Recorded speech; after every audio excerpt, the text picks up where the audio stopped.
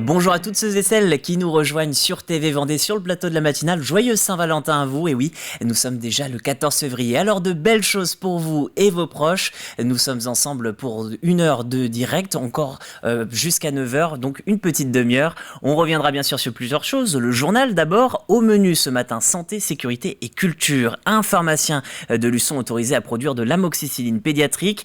C'est une manière de répondre à la pénurie de ce médicament. En sécurité, nous reviendrons sur l'annonce de 3 nouvelles brigades de gendarmerie en Vendée, une promesse de Gérald Darmanin hier lors de son déplacement à Bois-de-Séné. Et enfin de la culture, nous reviendrons sur du théâtre et également le lancement de la 29e édition de Chant à part, c'était le 3 février dernier. Vos chroniques au programme du théâtre, là encore avec Colline Davy et ses associations, de la musique avec l'invité de David Auvinet. Cette semaine, Delphine Coutan, elle vous présentera son 6e album. Quant au plus de l'info, il reviendra de son côté sur les centres d'identité temporaire dans le département. Et enfin, un petit rappel, l'invité de la matinale. Aujourd'hui, nous avons reçu Yveline Thibault, élue à la communauté de communes Sud Vendée Littoral. Ensemble, nous avons parlé du Forum de l'emploi saisonnier à Luçon. Nous avons pu voir qu'est-ce que nous allions y retrouver en ce 15 février. Et oui, c'est demain. Mais surtout, pourquoi c'est si important de créer ce genre d'événement? Les réponses, vous pouvez bien sûr les retrouver dans votre extrait de l'invité de la matinale aujourd'hui et également sur notre site internet tvvendée.fr. Voilà pour le programme. Avant de le détailler, votre météo.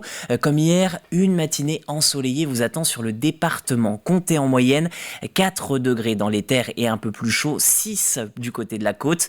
La maximale est même de 8 degrés pour l'Île-Dieu. Cet après-midi, quelques nuages vont s'inviter dans le ciel vendéen.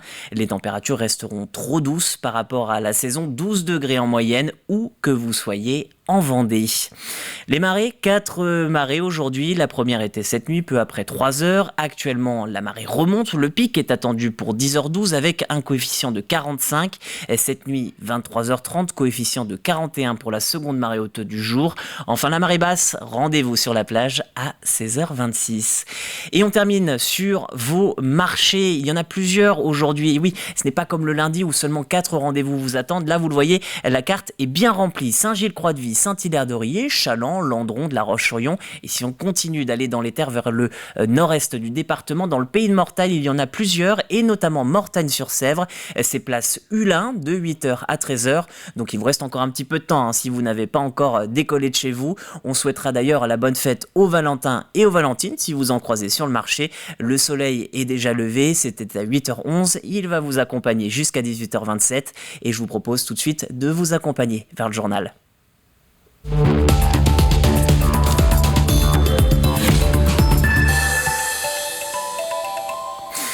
Quand les pharmaciens sont invités eux-mêmes à produire certains médicaments face à la pénurie croissante d'amoxicilline et de paracétamol, une 50aine d'officines françaises ont reçu une dérogation pour créer ces produits dans leur échoppe. À Luçon par exemple, la pharmacie des Acacias est la seule en Vendée à créer des gélules d'amoxicilline pédiatrique de 125 à 500 mg. Aujourd'hui, sa production est envoyée un peu partout en France. Le reportage de Cyril Guillet. Alors là, j'utilise de l'amoxicilline. Et donc, on va fabriquer des gélules pédiatriques dosées à 500 mg. Tous les matins, 2 voire 3 préparatrices en pharmacie s'affairent pour produire de l'amoxicilline pédiatrique. Depuis le début du mois de janvier, la demande est très forte et le carnet de commandes ne désemplit pas. Ça, c'est nos fiches de fabrication. Donc là, ce sont toutes les pots de 15 gélules qu'on doit envoyer. Nous recevons en fait des demandes tous les jours et en grosse quantité. Donc voilà, on s'est organisé justement pour pouvoir répondre à cette demande et on a augmenté le nombre de personnel au préparatoire. Cette officine fournit 200 pharmacies, toutes implantées dans la région des Pays de la Loire. Mais depuis le début du mois de février, la demande est nationale. Chaque jour, ce sont entre 1000 et 1500 gélules d'amoxicilline qui sortent de ce laboratoire. C'était une volonté de notre part en fait de produire de l'amoxicilline. On a un contexte de pénurie nationale et on voulait compenser ça. C'était pas possible pour nous de laisser des enfants sans antibiotiques. On colle une étiquette sur le pot. Ça correspond à un numéro de lot interne. C'est pour avoir la traçabilité du produit. L'amoxicilline est l'antibiotique le plus utilisé et le plus prescrit dans l'Hexagone. Cette pénurie permet aux pharmaciens et aux préparateurs en pharmacie de retrouver leur fonction première. C'est-à-dire qu'avec l'industrialisation, les pharmacies ont un peu délaissé la production de médicaments. Et maintenant, on est face en fait à une délocalisation des sites de production en Chine, en Inde. Et on crée justement des situations complexes comme actuellement. Et donc, ce type de préparatoire permet de compenser ces pénuries. Cette pharmacie est la seule en Vendée à avoir le droit de préparer ces gélules d'amoxicilline. Actuellement, dans le pays, 50 autres officines ont été mandatées pour réaliser ce type de préparation. À noter que la France comptabilise aujourd'hui 22 000 pharmacies sur le territoire. Némy, la Chaise-le-Vicomte, Benay-les-Épaisses, la Bruffière ou encore Bois-de-Séné. Le point commun de ces villes, elles sont toutes candidates pour accueillir une nouvelle brigade de gendarmerie. Bois-de-Séné, où le ministre de l'Intérieur s'est rendu hier.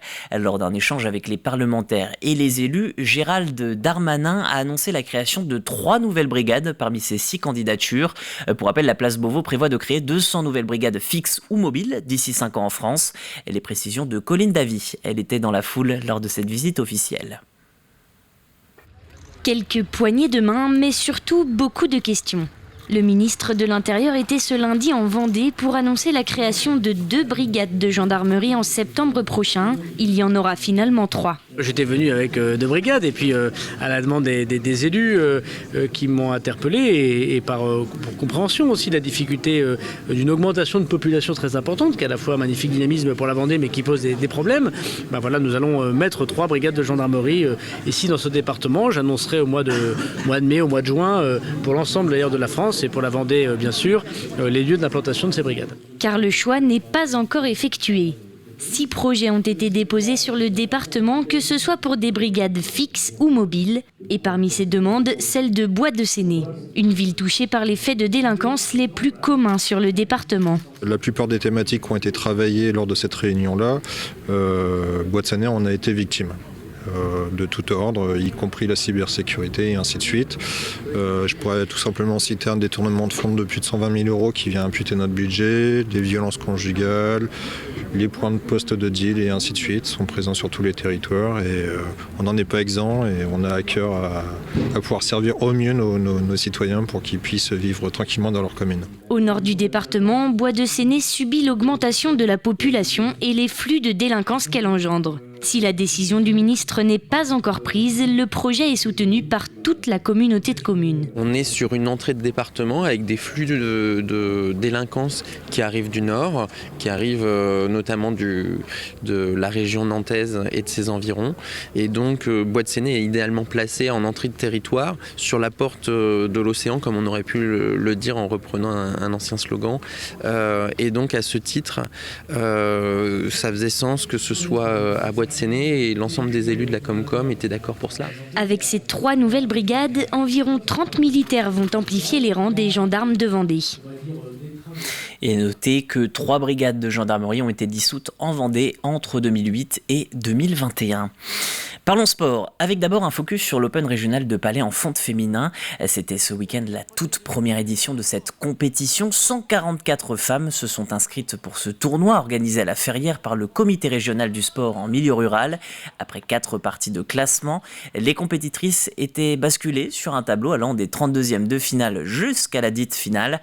Et à la fin de la journée, Fabienne Philippot de Saint-Georges-de-Montaigu s'impose 15-8 face à Laurence Neveu de Saint-Hermine.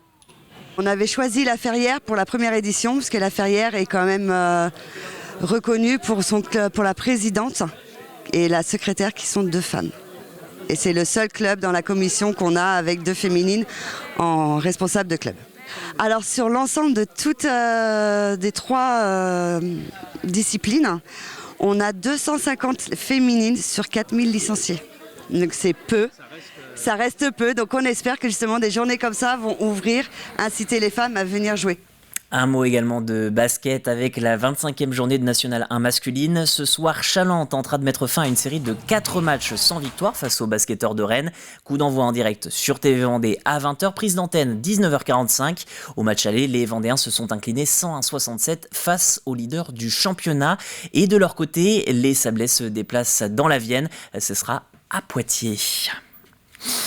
Les Compagnons du Théâtre de Luçon s'apprêtent à fêter leurs 100 ans d'existence. Pour l'occasion, la troupe produit des représentations sur 2 week-ends, du 24 au 26 février et du 3 au 6 mars. En parallèle, les comédiens amateurs ont créé une exposition gratuite retraçant l'histoire de l'association grâce à des affiches et des photos. Aujourd'hui laïque, l'association fut sous influence paroissiale pendant le XXe siècle. Retour sur cette belle histoire de planche dans ce reportage.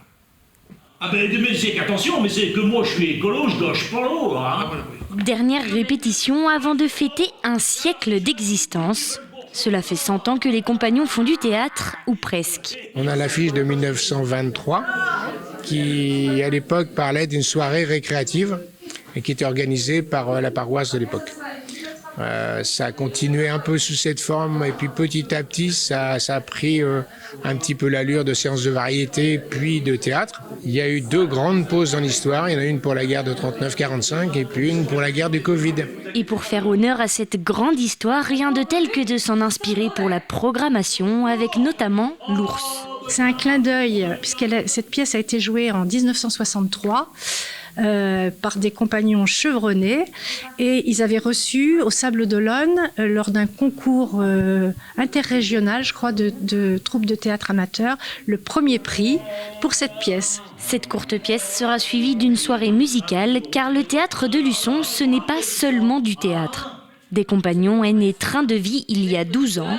L'association revient donc fêter cet anniversaire en toute logique. Ça nous tient à cœur parce que, en fait, Train de vie a été créé avec l'idée que on pouvait dans une même troupe avoir 2 groupes et 2 projets. Et puis dans Train de vie, il y a l'aspect du chant, il y a l'aspect de la musique, puis il y a l'aspect aussi de la mise en scène. Le week-end suivant, c'est une autre pièce qui se jouera au Milandi. Un programme chargé, mais après tout, 100 ans, c'est une fierté. Ah oui, on est très fiers d'arriver là. On se connaît depuis 30-35 ans. Il y a une vraie amitié. C'est quelque chose de très riche humainement déjà. Et puis je crois qu'on a donné beaucoup de bonheur aux gens qui venaient nous voir. Et du bonheur, l'association espère en donner encore, pourquoi pas, pendant les 100 prochaines années. Ah, vous êtes le propriétaire? Mais pas du tout. Et puis parlons musique, jusqu'au 26 mars, Chante à part est de retour partout en Vendée pour une 29e édition. Pour rappel, le concept est très simple, accueillir chez soi un concert ou se déplacer chez l'habitant pour découvrir de nouveaux artistes. Et cette année, 152 performances sont prévues par les 28 musiciens. Ils auront l'occasion de briller dans 87 lieux, à l'instar de Grandland sur ces images. Les gens étaient convaincus par l'intérêt d'accueillir des groupes, de faire profiter de la musique à notre voisinage, à nos amis. Et puis c'est tellement bien passé la première fois que pour nous c'était une évidence de continuer, de reboucler une deuxième fois. Ouais, toute la journée déjà, on est accueillant toute la journée, du petit déjeuner au goûter pour cette version-là le dimanche. Donc ça fait une proximité avec les artistes, on peut discuter avec eux, ça crée vraiment un vrai moment d'échange et ça permet encore plus d'apprécier après leur concert, leur performance.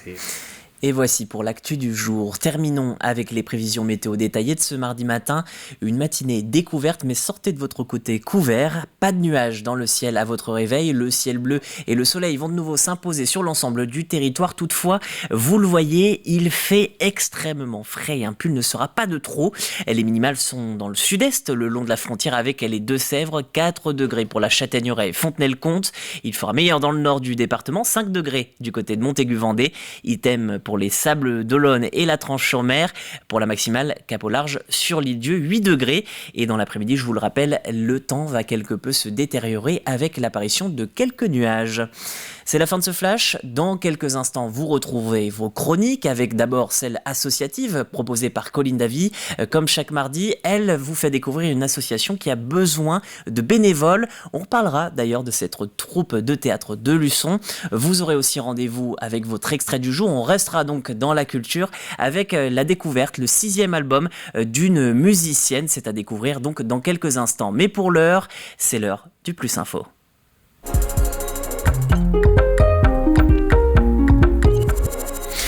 Depuis quelques semaines, un centre temporaire des titres d'identité est ouvert à Saint-Georges-de-Montaigu.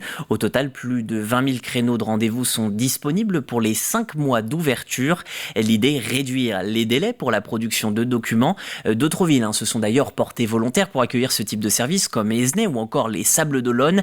Et si vous-même, vous subissez des délais, tendez l'oreille, ce plus peut vous intéresser.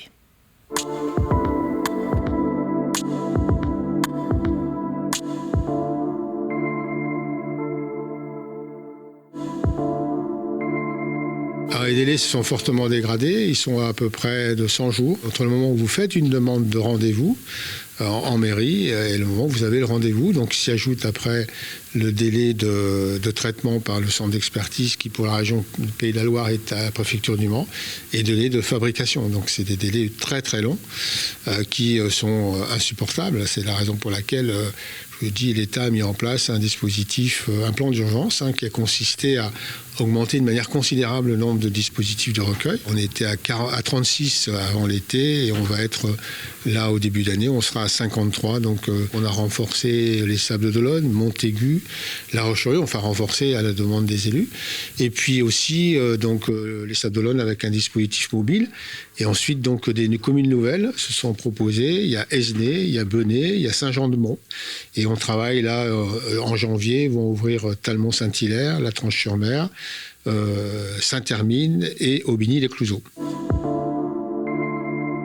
On a recruté 10 agents contractuels supplémentaires pour nous accompagner pendant ces 5 mois. Il y a un point d'accès montaigu-vendée.com. Et là, tous les matins, entre 100 et 150 créneaux vont s'ouvrir pendant les 5 mois et vous pouvez vous inscrire et commencer déjà à remplir les formulaires, à regarder qu'est-ce que j'ai besoin comme pièce pour faire un titre d'identité en fonction de ma situation. Si c'est pour un passeport, c'est pas forcément les mêmes que pour une carte d'identité.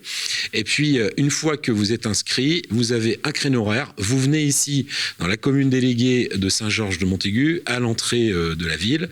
Et puis, vous serez accueillis par nos agents. 20 000 rendez-vous, c'est 2 fois plus qu'on fait habituellement en une année. On a des demandes dans tous les sens.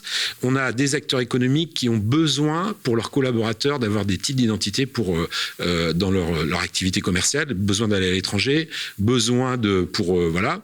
On a aussi des habitants qui sont en nombre, qui ont des besoins de voyager. On a aussi nos jeunes étudiants. On a beaucoup de jeunes chez nous qui partent faire leurs études, notamment via Erasmus ou qui vont en Angleterre. Il leur faut des titres d'identité. Et donc, on a besoin de produire beaucoup de titres d'identité.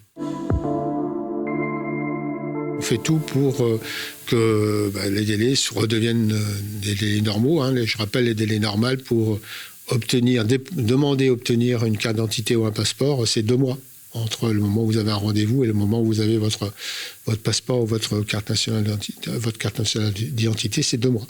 Donc on fait tout pour revenir à ces délais avant l'été prochain.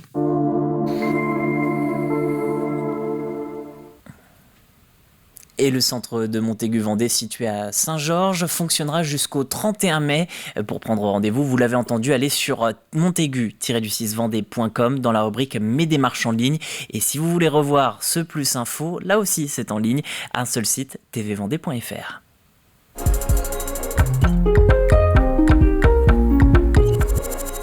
Allez, votre chronique asso, on en a parlé dans le JT du théâtre ce matin avec Colline Davy. Colline s'est rendue dans le sud Vendée à la rencontre des compagnons du théâtre de Luçon.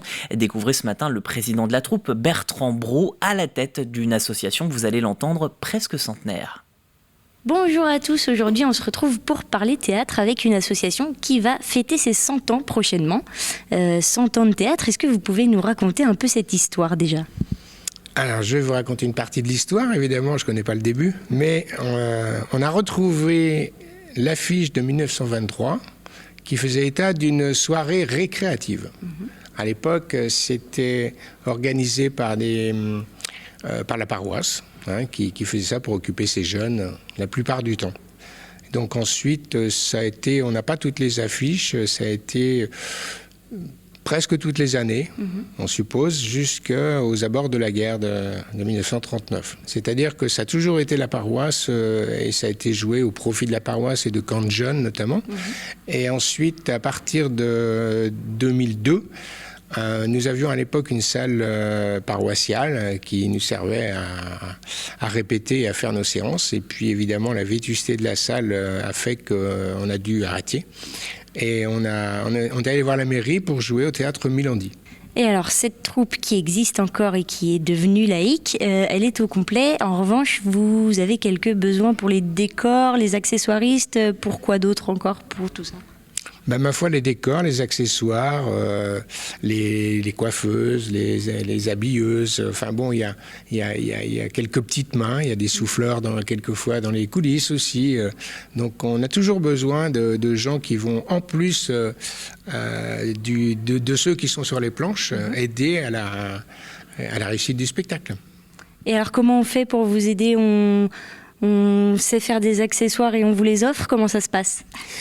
Alors, non, on vient plutôt d'abord chez les compagnons, on va prendre une adhésion, et puis ensuite on va participer éventuellement à quelques répétitions, et puis on va rentrer un petit peu dans le groupe pour comprendre comment ça fonctionne, et puis petit à petit, en fonction des capacités de chacun, on va se tourner vers Pierre, Paul ou Jacques pour avoir ce dont on a besoin. Si vous avez envie d'aider l'association d'une manière ou d'une autre, n'hésitez pas à la contacter.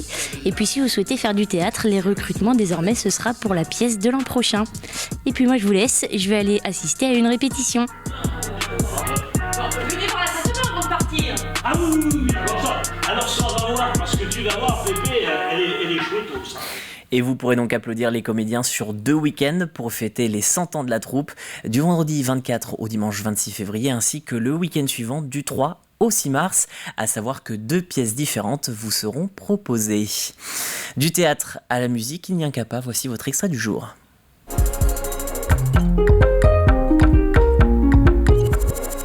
Et dans cet extrait, découvrez ou redécouvrez Delphine Coutan.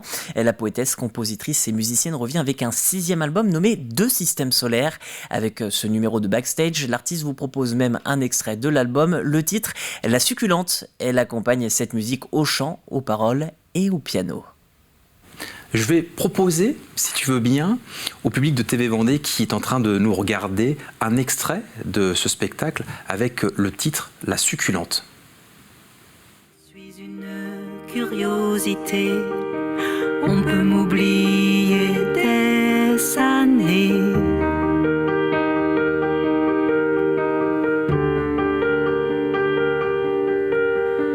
Mon arbre généalogique prend racine au Mésozoïque.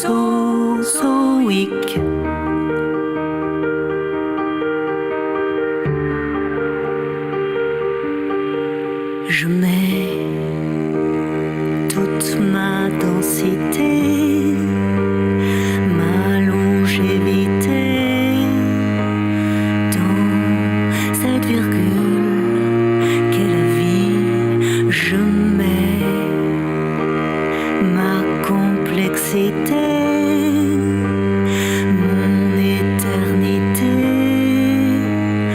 dans ce quart d'heure qu'est la vie. De toute mon âme résistante, je vis ma vie de succulente.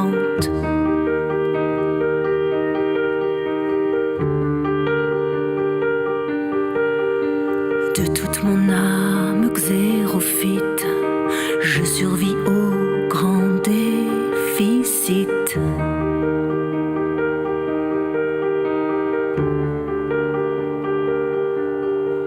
Je mets ma désinvolture, ma légèreté dans cette tragédie qu'est la vie. Je mets toutes mes trouvailles, mes idées en pagaille. Delphine Coutan, un réveil tout en douceur. Vous pouvez bien sûr retrouver cette invitée de backstage dans l'émission. Ce sera certainement juste après votre matinale, à n'en pas douter.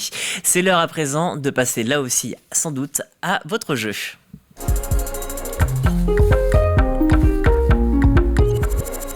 Alors sans doute de notre côté, puisqu'on sait la réponse, on la connaît, mais est-ce que vous savez, est-ce que vous pouvez nous dire comment s'appelle la variété de ce tubercule cultivé à Noirmoutier en Lille? C'est la question cette semaine à laquelle vous devez répondre en vous connectant sur tvvendée.fr dans la rubrique Jouer, et vous pourrez peut-être tenter de remporter 2 places. Il y aura 2 fois 2 places pour le spectacle Un dernier pour la route. C'est le 26 février 2023 et ce sera proposé par la comédie Bis. Donc je vous répète la question une dernière fois, comment s'appelle la variété de ce tubercule cultivé à Noirmoutier en Lille? Vous avez le droit bien sûr à un indice, il s'agit d'une variété de pommes de terre précoce. En le disant d'ailleurs, ça me permet de vous rappeler une toute dernière fois, je n'attends pas de vous et nous n'attendons pas de vous la réponse pomme de terre, ce serait trop facile. Il faut que vous nous donniez la variété précise de pommes de terre de Noirmoutier en Lille. Vous l'avez, il ne vous reste plus qu'à jouer. Je vous remercie d'avoir suivi cette nouvelle matinale en notre compagnie. Elle s'achève, mais pas de panique, on revient dès demain, 7h sur TV Vendée. Je vous souhaite une excellente journée.